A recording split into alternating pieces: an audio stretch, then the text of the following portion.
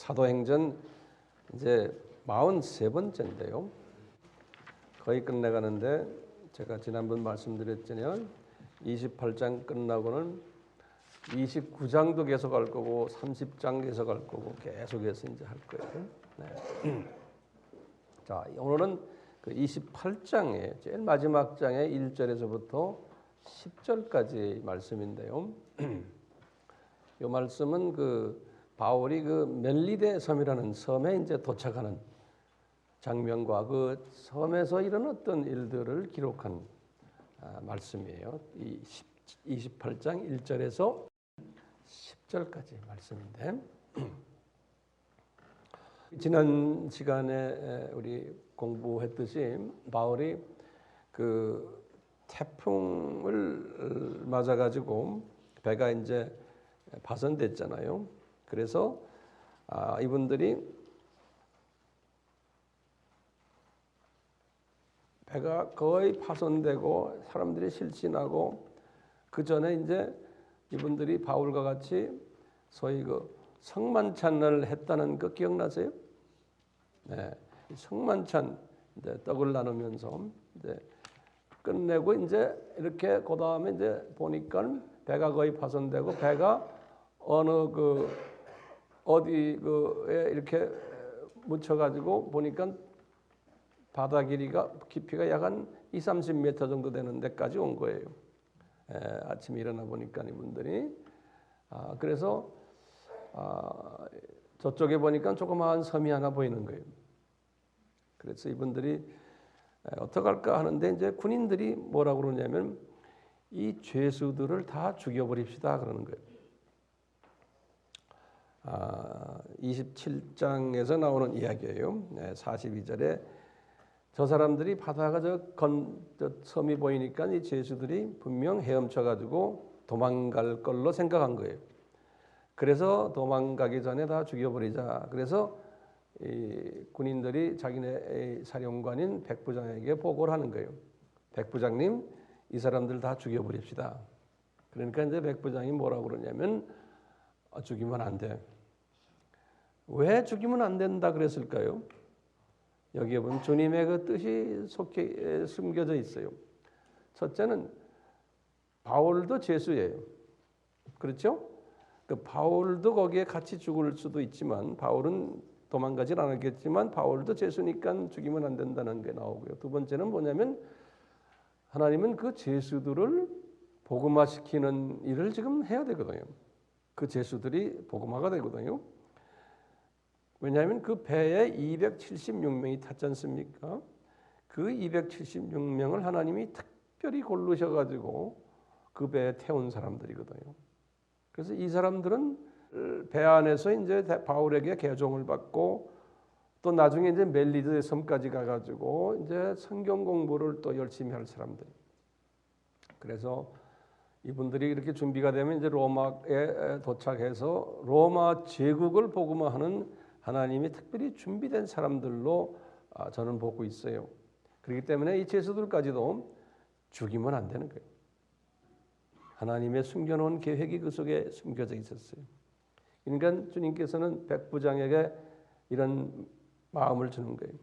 이 사람들 죽이지 말고 그 대신에 헤엄칠 줄 아는 사람들은 물에 뛰어내려서 육지로 가도록 우리가 허락해주고 나머지 헤엄칠 줄 모르는 사람들은 널조각이나 또 배에 있는 물건들을 바다에 던져가지고 그걸 타고서 육지로 가게 하자는 거예요. 그래서 이제 죄수들만이 아니고 거기에 있는 270명이 다 이런 식으로 육지에 도착한 거예요. 육지에 딱 도착해서 보니까 그 육지가 그 조그마한 섬인데 그 섬 이름이 멜리데 섬이었던 거예요. 멜리데 섬. 그 이제 오늘날은 우리 성경에는 멜리데라고 하는데 말타 그래요. M-A-L-T-E. 말타 그래. T-A. 말타 섬인데요. 지금도 이 말타 섬이 관광객들이 많이 모이는 섬이에요. 왜냐하면 바울의 이 사건이 역사적으로 유명한 이야기이기 때문에 그 섬에 구경 가는 사람들이 있어요. 지금도 여행사에서 이 말타 섬을 그렇게 이제 사용하고 있어요. 자, 이제 이 섬에 도착해서 딱 보니까 그 섬의 그 토속인들이에요. 다시 말하면 원주민들이죠. 토인들이라고 해서 한국말로는 토인들이 이들을 특별 후대했다 이렇게 기록이 되어 있어요. 자, 이분들이 딱 그 섬에 도착하자 보니까 날씨가 그냥 추운 날씨 아니에요.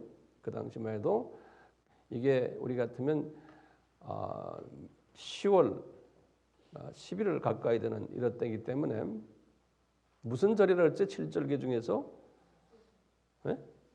속죄절, 네, 속죄절 지난 그때예요. 그래서 비가 많이 내렸어요. 이분들이 도착할 때 그 섬에 안 그래도 지금 온 몸이 다 젖어 있는데 비까지 내리고 우중충한 날씨인 거예요. 그러니까 전부 다가 물에 흠뻑 젖어가지고요. 276명이 바울도 마찬가지죠. 덜덜덜덜 다 떨어진 겁니다. 우리 이거 추울 때 이 입술이 달달달달 떨고 막 있잖아요. 의지할 게 없는 거예요. 그리고 이제 그런 걸 영상을 하세요. 주님이 이렇게 다 들여다보고 계시잖아요. 이놈들 잘한다 지금. 예? 달달달달달 다 주님의 계획 속에서 지금 하는 거예요. 떨고 있는데 토인들의 마음을 감화해가지고 그 토인들이 불을 펴준 거예요. 모닥불을 펴줘서 이제 몸을 데우는 거예요. 옷도 이제 거기다 이제 막 데우고 있고 다다다다 떨면 200몇 명이니까 굉장한 그 모습이에요. 영화의 무슨 장면들이죠. 이렇게 하고 있는데 바울이 딱 뭐라고 그러냐면 저쪽에 가더니 나무 장작 한 뭉치를 들고 와가지고 그 모닥불에다가 이렇게 던지는 거예요.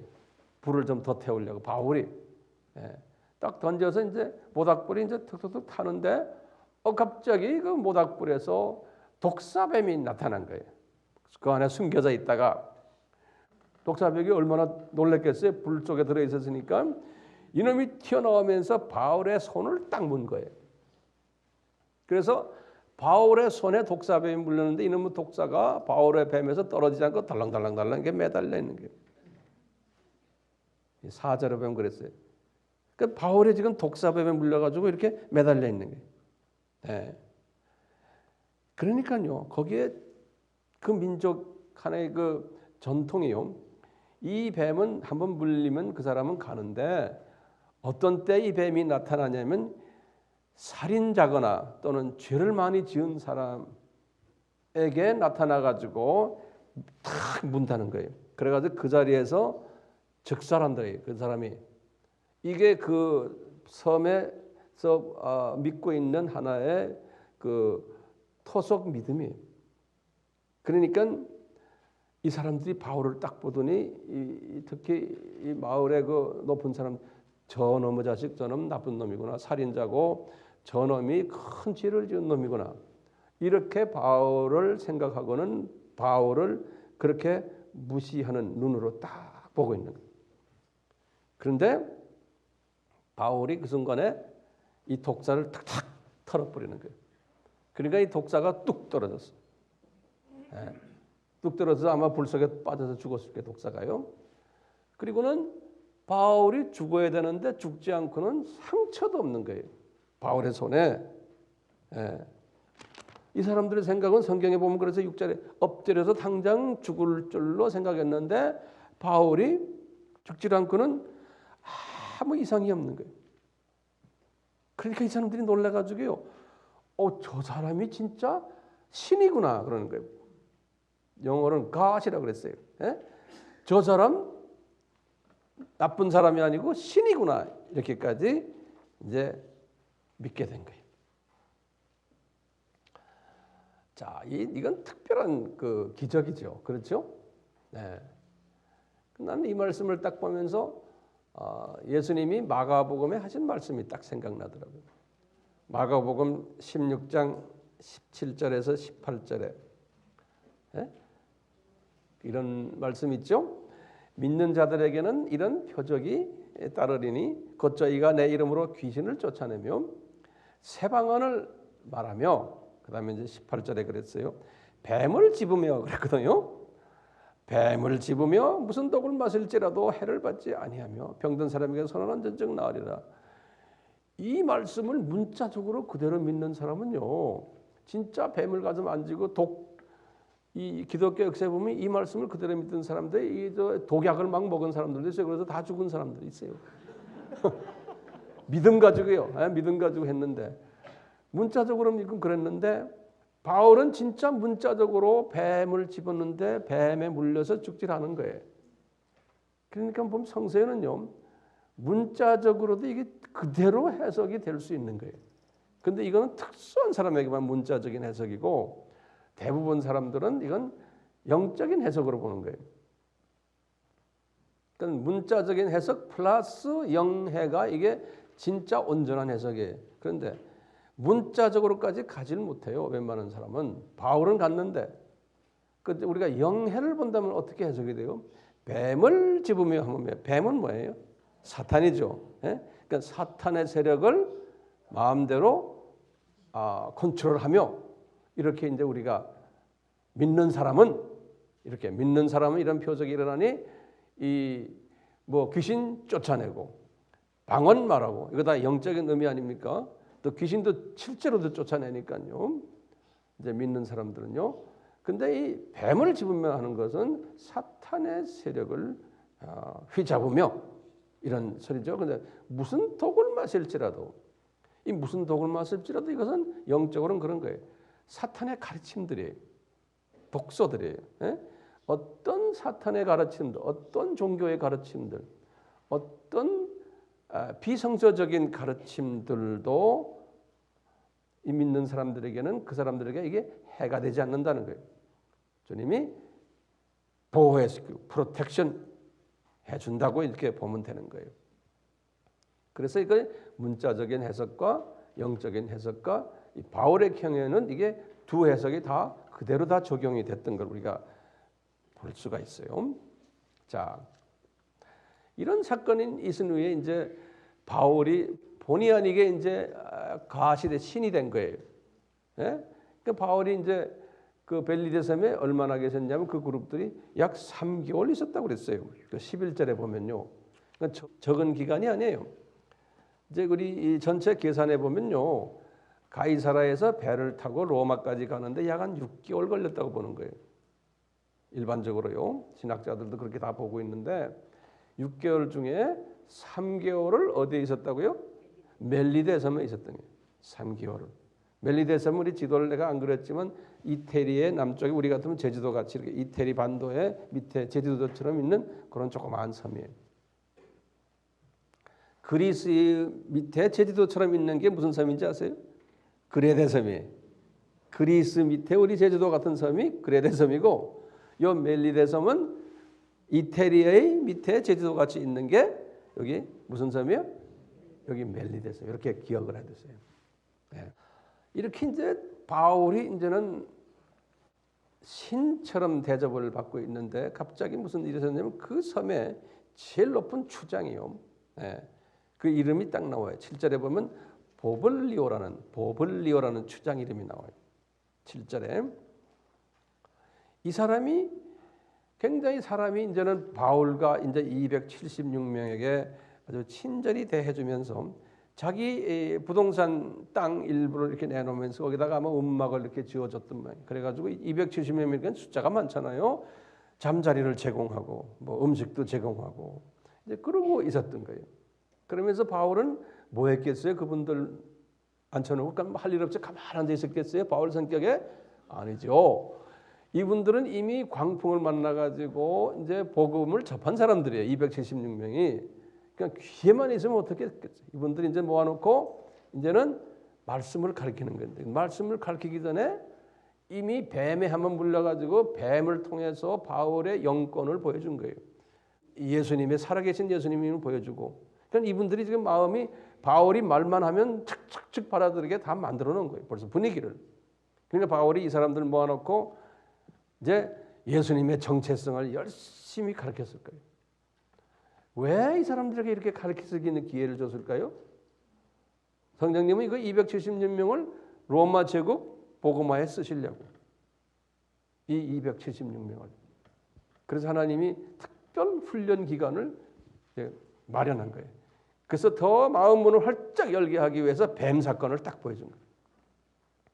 이 전하는 사람의 특별한 그 영권이 있음을, 또 그분이 전하는 예수 그리스도의 그 정체성을 분명하게, 바울은 뭐 예수님 이야기밖에 안 하니까요. 자기 이야기 안 하잖아요. 그러니까 예수님 이야기를 제대로 전할 수 있게끔 하기 위해서 이 분위기를 이렇게 만들어 놓은 거예요.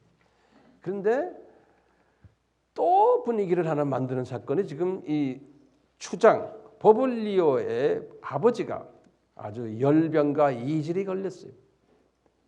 설사하면서 아마 배탈이 났던 모양이에요. 그래서 아주 고생을 하는 장면이 8절에 나요. 그래서 이제 바울이 이 아버지에게 찾아가요. 그래서 기도하고 안수했더니 이분이 병이 딱 나은 거예요. 그 소리를 듣고 이 섬에 있는 환자들이 줄을 서서 바울에게 오는 거예요. 그러니까 보세요. 버블리오라는 추장이 이미 마음이 간 거예요. 바울에게 갔어요. 이 사람 대단하구나. 뱀 사건 그걸 봤죠. 또 자기 아버지 고친 사건 봤죠. 그런데 이제 바울이 이제 뭐 예수님에 대해서 옛자만 이야기하도 뭐 할렐루야 아멘하게 다 분위기를 만들어 놓은 거예요. 그러니까 이 섬에 있는 사람들이 복음을 받겠어요, 안 받겠어요? 다 복음을 받은 거예요. 바울이 말하는 쪽쪽 다 할렐루야 아멘하게끔 분위기를 만들어 놓은 거예요. 그뿐입니까? 276명은 걷더라 이걸 다 본 거예요. 그러니까 이 사람들이 276명이 이제 완전히 이제는 바울이 섬기는 이 하나님이, 이 예수님이 이 진짜구나. 그래서 거기다 갖다 대고 3개월을 훈련시킨 거예요. 3개월을 집중 훈련시킨 거예요. 그래서 276명은 선교사로 보내기 위해서 이 로마 제국 선교사로서의 훈련이고, 본토에 있는 사람들은 그냥 본토 복음화를 위해서 이렇게 두 가지 사람들로 보면 되겠어요. 이 바울의 사역의 특징을 조금 우리가 좀 보면요.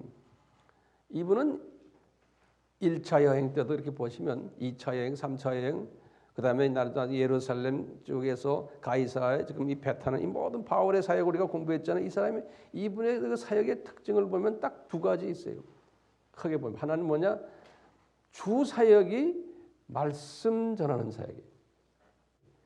그러다가 가끔가다 옆에다가 부사역으로 탁 들어가는 게 있어요. 그게 지금 표적과 기사예요. Signs and Wonder라고 그래요. 이 표적과 기사 사역이 옆에 붙어요. 가끔 가다가. 이게 바울 사역의 특징이에요. 지금 쭉 나가다가 이번에 지금 광풍 난난 것하고, 그 다음에 여기 지금 멜리데 사건하고, 이거는 뭐예요? 표적과 기사예요. 우리 잠깐 한번 리뷰해 보면 1차 여행 때, 좀 보세요. 이제 여러분들 나와 같이 생각해 봐요. 1차 여행 때 바울이 표적과 기사가 있었어요? 그렇게 막 큰 표적과 기사가 없었어요. 1차 여행 때는 있었어요? 뭐예요? 박수 엘리마 사건 있죠? 그 외에는 큰 게 없었어요. 주로 말씀 사역이었어요. 1차 여행 때. 그 표적과 기사는 잠깐씩 나타났던 거예요. 근데 2차 여행 때는 어땠어요? 2차 여행 때 먼저 해서 어디 갔어요? 에베소에 들려서 이분이 쪽에서 드로아에까지 갔다가 무슨 비전을 봤어요? 마게도니아 비전 봤죠. 그래서 마게도니아 비전 보고는 그 다음에 빌립보에 들어갔죠. 빌립보에서 이거 있었어요. 저번에 누구예요? 귀신 들린 여자 쫓아냈죠. 귀신 쫓아냈죠. 이 표적과 기사가 일어났어요. 그리고는 감옥에 들어가서 주님께서 지진을 일으켜갖고 또 표적과 기사를 다 그건 바울이 한 게 아니에요. 다 주님이 하신 거예요. 2차 선교 여행 때는 이 정도로 해서 표적과 기사가 이제 일어난 거예요. 그래서 이제 거기서 그분은 어디 갔어요? 빌립보에서 내려와서 데살로니가 내려오고 데살로니가에서 베레아로 내려오고 쭉 해서 아덴 갔다가 고린도 갔다가 그래서 다시 해서 이렇게 다시 돌아와서 끝냈잖아요. 네. 3차 여행 때는 어떻게 했어요? 3차 여행 때는 에베소에 들려가지고 두라노 서원에 있었죠. 두라노 서원에서 2년 동안 공부 다 끝나고 말씀 사역만 한 거예요. 그러다가 표적과 기사가 한번 나타났어요. 뭐예요? 어디서 떨어진 사건 나죠? 창문에서 떨어진 거. 그 사람 이름이 뭐예요? 유드고. 요 사건이 딱 일어나면서 주님이 말씀을 한 다음에 꼭 뒤에 이 표적과 기사를 한번 쫙 다시 한번 보여주면서 말씀에 더 어떻게 돼? 더 확신을 가지도록 하는. 그러니까 부사역으로 딱 보여주는 거예요. 말씀에 확신을 주기 위해서요. 자, 그 다음에 이제 3차 여행 끝나고는 어디로 들어갔어요? 예루살렘 들어갔죠. 예루살렘 들어가가지고는 예루살렘에 있는 유대인 지도자들, 12제자들도 만나고 유대인 지도자들 만나고 공회에서도 설교도 하면서 핍박을 계속 받았잖아요. 그럴 때 이 표적과 기사가 있었어요? 없었어요. 예루살렘에서는 말씀 주러 갔죠. 말씀 주러. 네. 그리고는 이분이 어딜 갔어요? 가이사로 데려갔잖아요. 이분 가이사에 가서 몇 년 있었어요?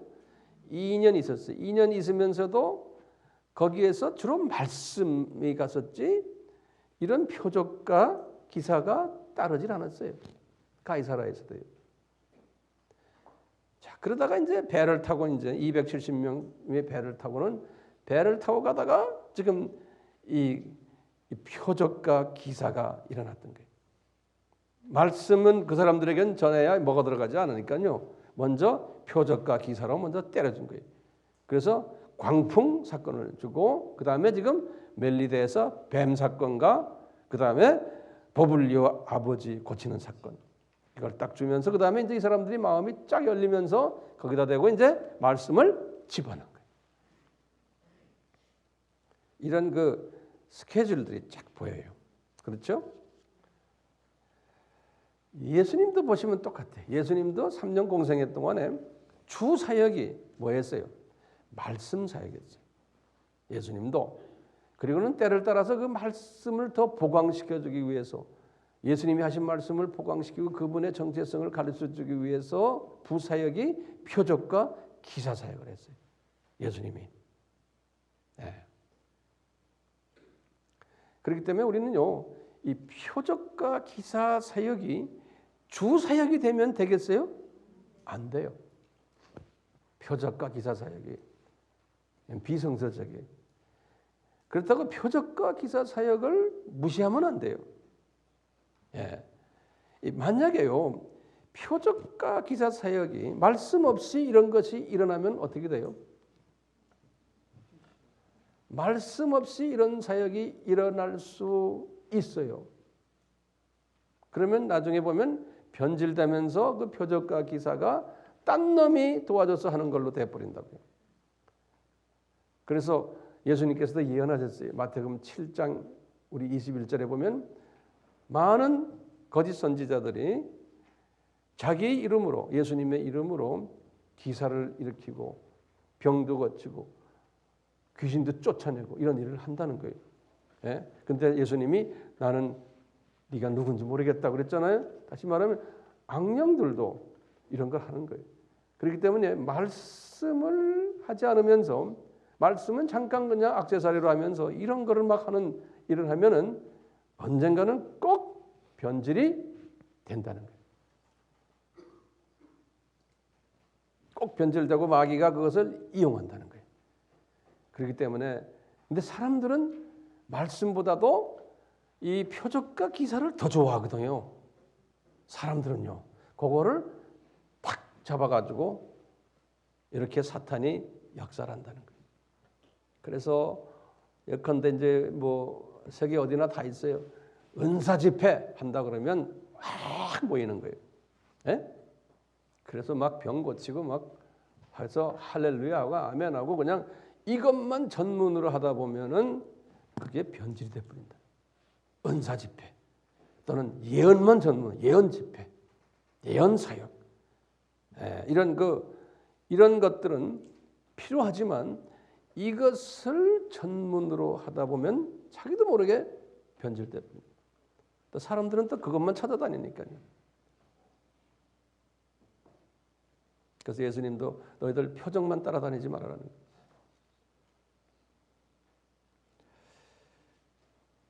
자, 말씀 사역을 제대로 하면은 이 자연히 표적과 기사가 일어나요, 안 일어나요? 일어나게 돼 있는 거예요. 예. 그건 내가 원해서도 아니에요. 그건 그대로 자연히 따라오게 돼 있는 거예요.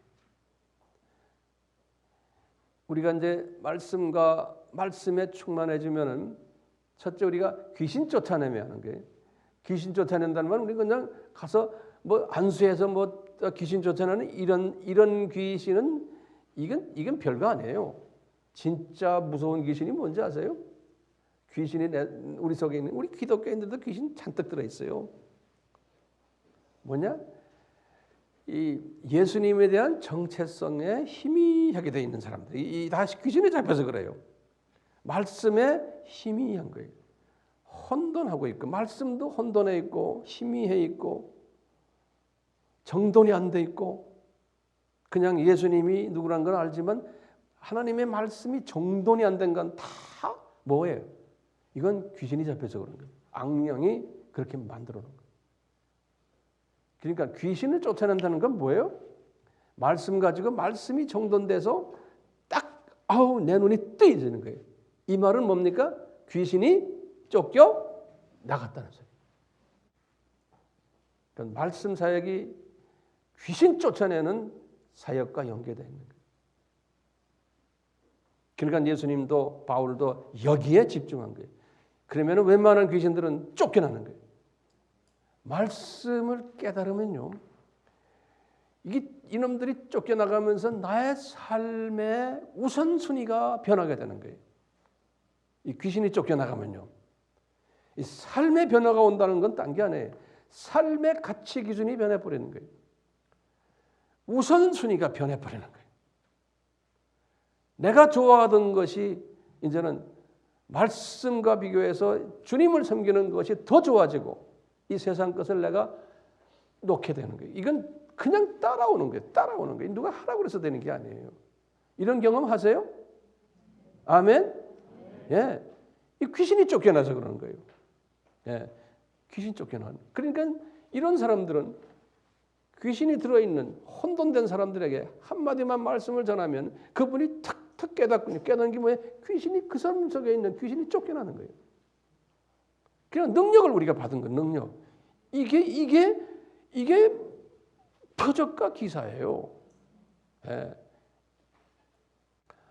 자, 제가 이제 몇 가지 이제 질문을 좀 드리고 싶어요. 첫째 질문은 뭐냐면요, 이 바울이 이제 3차 여행 거의 끝날 때쯤 돼서 이분이 고린도에 가서요 로마서를 썼어요. 그게 57년이에요. 57년. 기억나시죠? 57년이면 3차 여행 이제 끝날 때.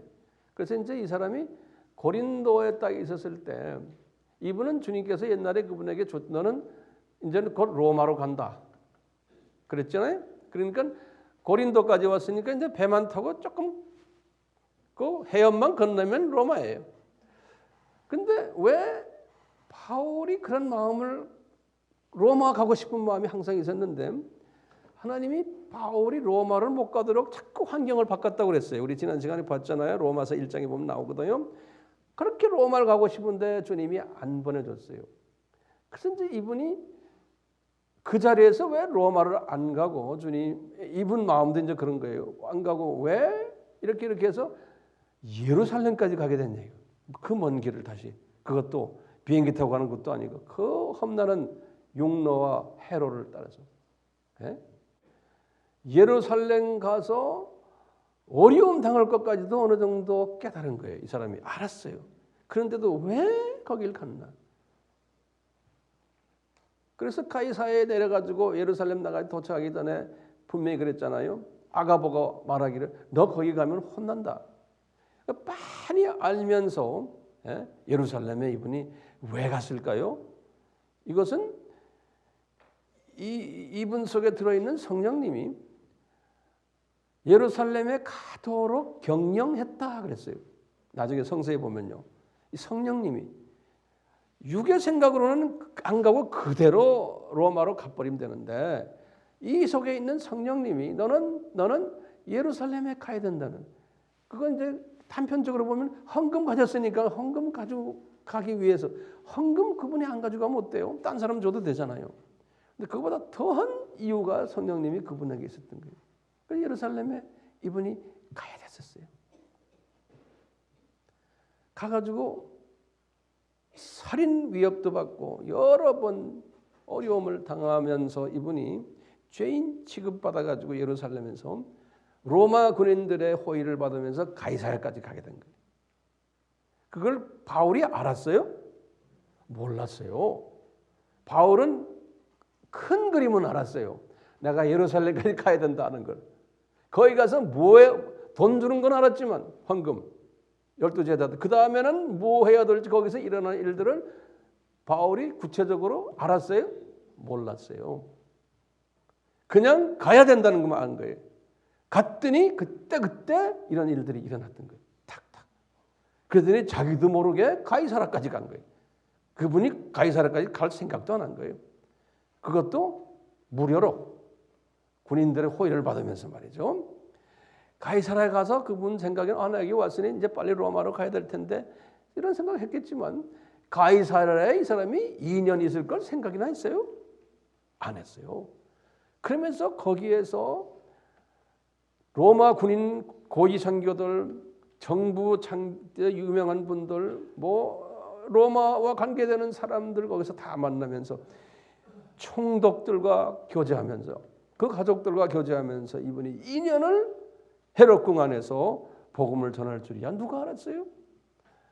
본인도 몰랐어요. 근데 주님은 그분에게 큰 그림을 그려줬지만 이 작은 그림들은 그때 믿음으로 한 발 한 발 가면서 경험했던 거예요.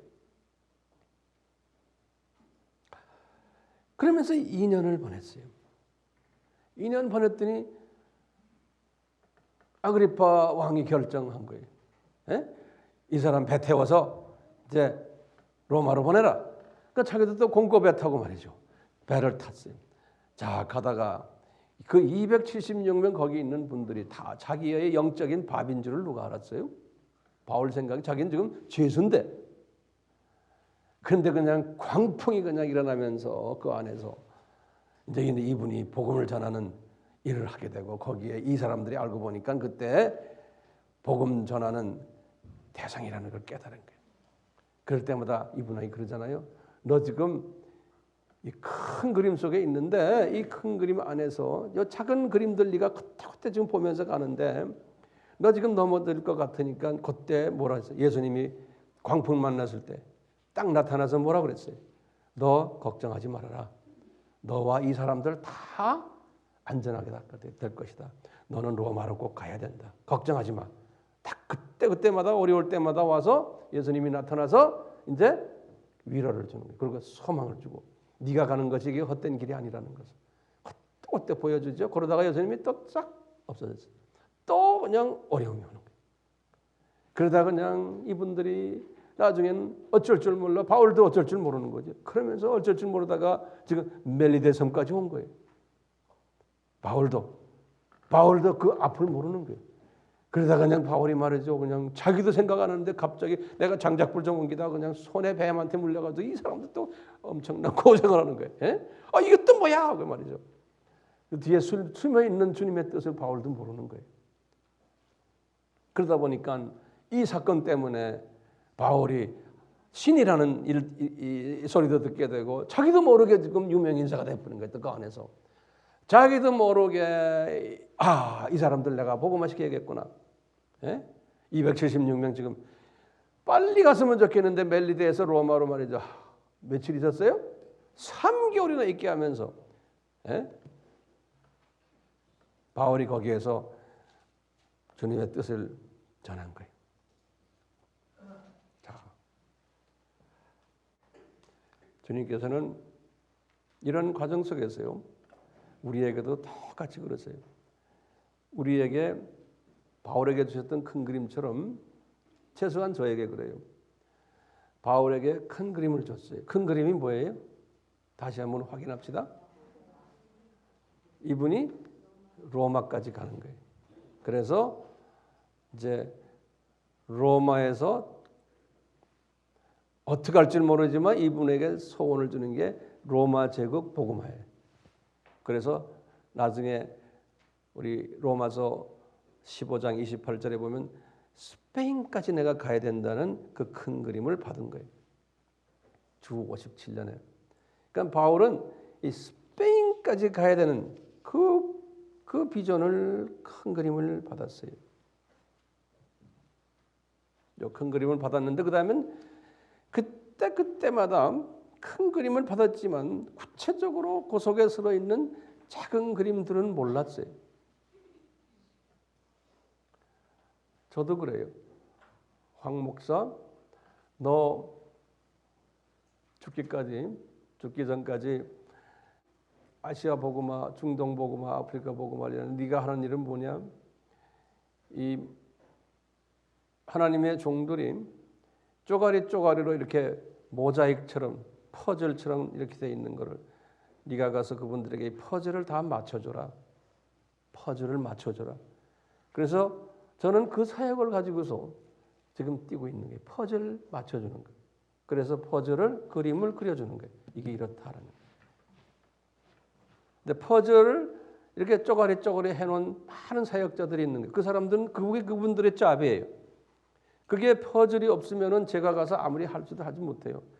퍼즐을 다 쪼글쪼글 해놓은 거를 이제 나중에 다 해놨다 내가 너 가서 이제 그걸 잘 맞춰줘라. 우리 AMI 사역이 그 퍼즐을 맞춰주는 일이에요. 근데 그 퍼즐을 맞추기 위해서 우리가 지금 여기저기 다니고, 근데 퍼즐을 맞추기 위해서 가서 어떤 일들이 일어날 거리 모르는 거예요. 어떤 광풍이 올지도 모르고 어떤 뱀에 물릴지도 모르고 우리는 그렇지만 큰 그림이 있기 때문에 우리는 그냥 가는 거예요. 그 속에 어떤 어려움이 있을지는 모르지만 어려움이 있을 때마다 우리 주님은 그걸 다 해결해 주시는 거예요. 해결해 주세요. 여러분의 개인 삶에서도 마찬가지예요. 해결해 주세요. 하나 해결해 주세요. 그 해결하는 장면을 우리가 봤잖아요. 바울을 통해서 봤잖아요. 네. 다시 한번 정리하면요. 이 멜리데 사건은 왜 바울에게 주셨어요? 오늘 멜리데 사건은 이건 바울이 생각한 것도 아니에요. 자기가 계획한 것도 아니잖아요. 예? 우연히도 아니에요. 이건 하나님의 계획 속에서 움직인 거예요.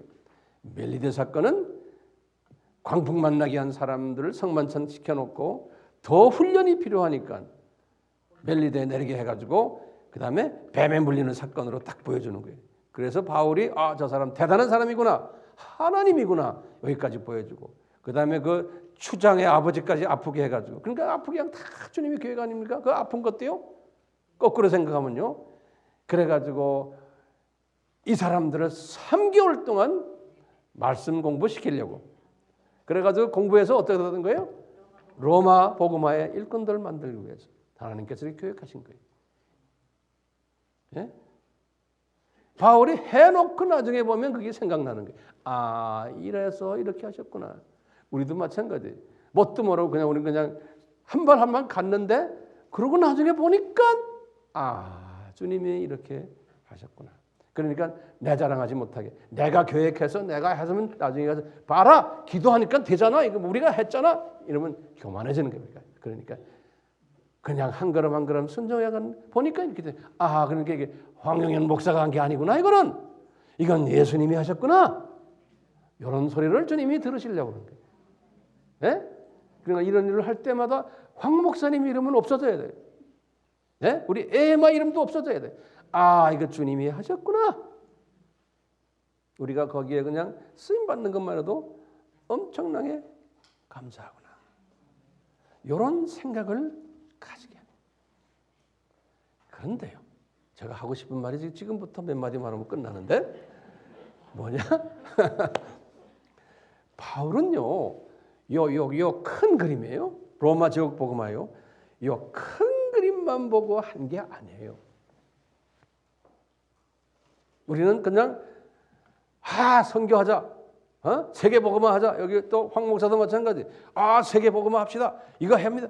이 그림만 보게 한 게 아니에요. 바울은요. 이 그림보다 더 큰 그림이 있었어요. 요거 있으면 있으면 안 돼. 나나 여러분들도 이 큰 그림을 가져야 돼. 바울의 그 큰 그림이 뭔지 아세요? 이 사람은요. 큰 그런 그림이 소위 바울의 믿음이에요. 제가 성경 구절 하나씩 드릴게요. 이분이 이것을 언제 깨닫냐면 주후 60년 소위 이 로마 감옥에 있으면서 이분이 이 큰 그림을 보기 시작한 거예요. 금방 개종하자부터가 아니에요. 쭉 가다가 뭘 봤냐? 우리 빌립보서 1장 23절 24절에 보면요. 빌립보 교인들에 그러는 거예요. 빌립보서 1장 23절에서 24절이 뭐냐면 빌립보 교인들아 나는 이 세상을 떠나는 것이 그곳에서 내가 예수님과 같이 사는 것이 저 낙원에서 나한테는 훨씬 더 좋단다. 저분은 저 큰 그림을 본 거예요. 오케이? 그런데 너희들을 위해서 내가 육신으로 지금 있는 건 너희들 유익을 위해서. 그러니까 이분의 큰 그림은 뭐예요? 나는 이 세상에서 내가 로마 복음화를 이거 해서 이거 이렇게 해서 나 이거 이렇게 해서 사람들에게 인정받기 위해서 하는 게 아니라는 거예요. 그러면서 이분은 빌립보서 3장 20절에 그랬어요. 나는 이 세상 시민이 아니고 나는 저 세상 시민이라는 거예요. 이게 엄청난 큰 그림을 이 사람이 본 거예요. 에베소서 2장 19절에도 똑같이 그랬어요. 에베소서 2장 19절, 빌립보서 3장 20절에. 그렇기 때문에 이분은 거기다 한 걸음 더 나가서 뭐라고 그러시냐면요. 빌립보서 3장 14절에 우리 빌립보서는 주 60년에 쓴 거 아닙니까? 다 그때 이분이 순교한 이제 한 8년 전이에요. 이분이 하시는 말씀은 그런 게 내가 지금 이렇게 막 열심히 달리는 것은 표대를 향해서 난 달리고 있다는 거예요. 왜냐? 부름의 상이 있기 때문에 저쪽 나라에서 이 큰 그림을 보고 내가 지금 달려가고 있다는 거예요. 로마 복음화 이것은 하나의 내 큰 그림 속에 큰 그림 속에 있는 하나의 과정이다. 엄청난 큰 그림이 나에게 있기 때문에 나는 이 큰 그림을 보면서 내가 지금 달려가고 있다는 거예요. 그러면서 이분이 나중에 67년에 이제 순교 바로 직전에 디모데후서 마지막 편지를 쓰실 때 하신 말씀이 있어요. 우리 유명한 글이죠. 4장 디모데후서 4장 7절과 8절에 하신 말씀 보면 나는 선한 싸움을 싸우고 그런 거예요. 그 선한 싸움은 뭐예요? 무슨 그림이요? 예? 요건 작은 그림이요. 작은 그림들. 조그만 일도 우리 지금 가면 뭐 이 사람과도 이러고 뭐 영적인 이 선한 사람들은 자꾸만 일하면서 왔던 이 모든 문제들이. 예? 우리 자칫하면 요까지만 보거든요. 요 조그만 일 요것만 보거든요. 아닌 거예요. 선한 싸움을 싸고 나의 달려갈 길을 마치고 그러니까 선한 싸움하면서 이분이 쭉 지금 달려간 거예요. 예. 왜 그러느냐? 거기 보니까 믿음을 지켰으니 그랬어요. 이분의 믿음은 뭘까요? 첫째 믿음은 뭐냐면 로마 제국 복음화에 관한 믿음이에요. 큰 그림이에요. 그런데 이 큰 그림보다 더 큰 믿음이 있었어요. 이분에게. 이게 큰 그림인 거예요. 예? 그래서 보세요. 우리 히브리서 11장 1절에 보세요. 믿음은 바라는 것들의 실상이라고 그랬죠. 뭘 바라요? 저 나라를 본 거예요. 저 나라에 그 상급 주는 것까지 본 거예요. 그래서 11장에 보면 우리 제일 먼저 보면 11장의 13절에 딱 하신 말씀이 있어요. 우리의 본향은 여기가 아니다. 이 세상은 뭐예요? 우리가 잠깐 지나가는 나그네다라는 것을 본 거예요. 그걸 본 사람이에요. 그리고는 14절에서 16절까지는 우리의 진짜 본향은 저 나라다. 그렇죠? 이걸 이 사람이 본 거예요. 그리고는 6절에 거기에 올라가면 우리의 행위에 맞춰서 상급이 있다. 이것을 본 거예요. 6절에. 이것이 믿음이라는 거예요. 이 믿음이 큰 그림을 보는 것이 제일 우리가 원하는 믿음인 거예요. 우리는 이 세상 사람이 아니다. 이 세상은 우리는 나그네 세상이다. 우리는 저 세상이 우리의 세상이다. 바울의 믿음이거든요. 그러면서 거기는 상급이 있어서 바울은 이 촛대를 향해 가는데 부름의 상을 위해서 나는 가고 있다는 거예요. 큰 그림을 본 바울이 이 큰 그림이 있기 때문에요. 어떻게 돼요? 세계복음화 우리 하는 건 이것은 당연히 해야 되는 일이지만 이건 큰 그림이 아니죠. 그냥 큰 그림이에요. 그걸 위해서 한가닥 가보니까 우리가 일본 가보니까 작은 그림들이 거기 많은 거예요. 여러 가지 뭐 걸리는 것 많고 뭐가 많아요. 소련 가도 마찬가지고 이것은 내가 그냥 밟고 지나가는 거예요. 그러면 지나갈 때마다 우리는 일본 큰 그림을 보는 거예요. 그러면서 일본 큰 그림이 잘 안 보일 때는 큰 그림을 보는 거예요. 이러면서 내려왔다 이러면서 우리가 지금 가는 거예요. 바울이 이것을 보았던 거예요. 남의 이야기 아니잖아요. 이게 바울의 신학사상이었어요. 그렇기 때문에 우리는 작은 그림을 속에서 살고 있지만 항상 이 작은 그림 속에서 고통이 있고 좌절이 있고 희생이 따르고 핍박이 따르고 거기에 또 헌신도 따르고 이렇지만 이 작은 그림만 보지 마시고 이렇게 하면서 우리는 큰 그림을 보는 거예요. 우리가 왜 지금 AMI가 왜 이렇게 해야 되는가? 우리는 주님 오실 때까지 복음을 우리 모자익을 잘 만들어서 이렇게 하기 위해서 우리는 하는구나. 하지만 여기에서 끝나면 안 되는 거 아니에요? 우리는 이거보다 더 큰 그림, 더 큰 그림을 우리는 보면서 가다가 때가 되면 어느 병원 영안실에서 우리는 이 세상을 끝나게 돼 있는 거예요. 그러니까 우리가 그 영안실로 내려가기 전에 5천 6층에서 잊어서 산소 마스크 쓰고 있을 때 주님 감사합니다. 저는 이 그림 다 보고 이제는 큰 그림 속으로 들어가는군요. 할렐루야. 이런 사람이 되기를 바라는 거예요. 네? 우리 같이 기도합시다. 예수님, 우리의 생사화복을 주관하시는 분임을 저희들이 알고 있습니다. 또 믿고 있습니다. 그러므로 예수님을 저희들이 의지합니다. 또 존귀히 여깁니다. 예수님 바울을 통해서 주신 이 큰 그림, 우리 이것이 되게 은혜 베풀어 주시고 우리는 그렇다고 해서 큰 그림만 보고 가는 분이 아니지 않습니까? 바울처럼 그 속에서 큰 그림을 또 보게 하시고 큰 그림을 향해서 갈 때마다 작은 그림들이 앞을 가릴 때가 많았지만 거기에서 넘어지지 않고 큰 그림을 보며 그 어려움을 극복할 수 있었고 그보다도 더 큰 그림을 보면서 이 작은 그림들을 짓밟고 갈 수 있었습니다. 우리에게도 이 비전을, 이 믿음을 계속 허락하셔서 우리의 삶을 통해서 크게 영광받아 주시옵소서. 예수님의 이름으로 기도드리옵나이다. 아멘. 지금 이 시간은 예수 그리스도의 무한하신 은혜와 하나님 아버지의 극진하신 사랑하심과 성령님의 깨닫게 하심과 순종케 하심이 우리에게 항상 있기를 축원하옵나이다. 아멘.